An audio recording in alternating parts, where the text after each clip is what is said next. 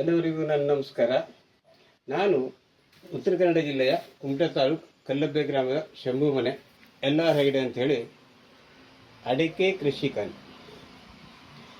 ಈಗ ಅಡಿಕೆ ಸಿಪ್ಪೆ ಮೊದಲೇ ಅನಾದಿ ಕಾಲದಿಂದ ಸುಮ್ಮನೆ ವೇಸ್ಟ್ ಆಗಿ ಹೋಗ್ತಾ ಇತ್ತು. ಅದರಿಂದ 6 ತಿಂಗಳಲ್ಲಿ ಸಾವಯವ ಗೊಬ್ಬರವನ್ನು ತಯಾರು ಮಾಡಲಿಕ್ಕೆ ಆಗ್ತದೆ ಅಂಥೇಳಿ ನಮ್ಮ ಡಾಕ್ಟರ್ ಶ್ರೀಪಾದ್ ಭಟ್ ICAR ಗೋವಾ ಇವರ ಮಾರ್ಗದರ್ಶನ ಕೊಟ್ಟರು. ಮತ್ತು ಅವರದೇ ಬ್ರ್ಯಾಂಚ್ ಇಲ್ಲಿ ಶಿವಮೊಗ್ಗದಲ್ಲಿ ಡಾಕ್ಟರ್ ನಾಗರಾಜ್ ಮತ್ತು ಡಾಕ್ಟರ್ ಮಂಜುನಾಥ್ ಅವರ ಮಾರ್ಗದರ್ಶನವೂ ಸಿಕ್ತು ನನಗೆ. ಅಲ್ಲಿಂದ ಕಲ್ಚರ್ ಕಾಂಪೋಸ್ಟ್ ಅಂತೇಳಿ ಗೊಬ್ಬರವನ್ನು ಪೌಡರನ್ನು ತಗೊಂಬಂದೆ.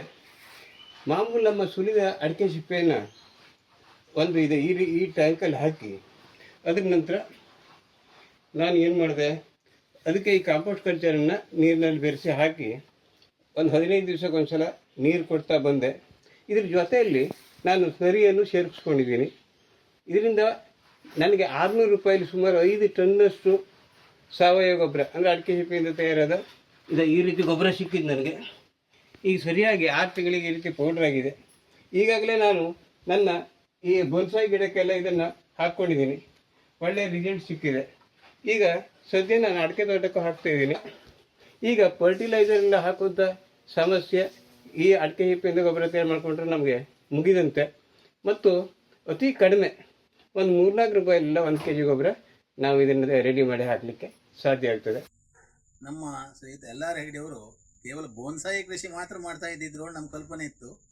ಇವತ್ತು ಅವ್ರ ಮನೆಗೆ ಬಂದು ನೋಡಿದಾಗ ಈ ಅಡಿಕೆ ಸಿಪ್ಪೆ ನಾವು ಏನು ಯಾವಾಗಲೂ ಹಾಳು ಮಾಡ್ತಾ ಇರ್ತೇವೆ, ಸೊಲ್ದಂಥ ಅಡಿಕೆ ಸಿಪ್ಪೆಯನ್ನು ನಾವು ಹಾಳು ಮಾಡ್ತಾ ಇರ್ತಿದ್ವು, ಅದನ್ನು ಅವರು ಗೊಬ್ಬರವನ್ನಾಗಿ ಮಾಡಿದ್ದಾರೆ. ಎಲ್ಲದನ್ನು ನೋಡಿದ್ರೆ ನಮ್ಮ ತೋಟಕ್ಕೆ ಇದು ಅತ್ಯಂತ ಕಡಿಮೆ ದರದಲ್ಲಿ ಅವ್ರು ಹೇಳ್ದಂಗೆ ಒಂದು 500-600 ರೂಪಾಯಿ ಖರ್ಚಿನಲ್ಲಿ 1 ಟನ್ ಗೊಬ್ಬರ ಅಂತಂದರೆ ನಮ್ಮ ತೋಟಕ್ಕೆಲ್ಲ ಬೇಕಾದಂಗೆ ಸಾಕಾಗ್ತದೆ. ನಮ್ಮ 10 ಗುಂಟೆ 20 ಗುಂಟೆ ತೋಟದವ್ರು ನಾವೆಲ್ಲವ. ಅದಕ್ಕೆ ಈ ಗೊಬ್ಬರ ಹಾಕಿದ್ರೆ ಭಾಳ ಅನುಕೂಲ ಆಗ್ತದೆ.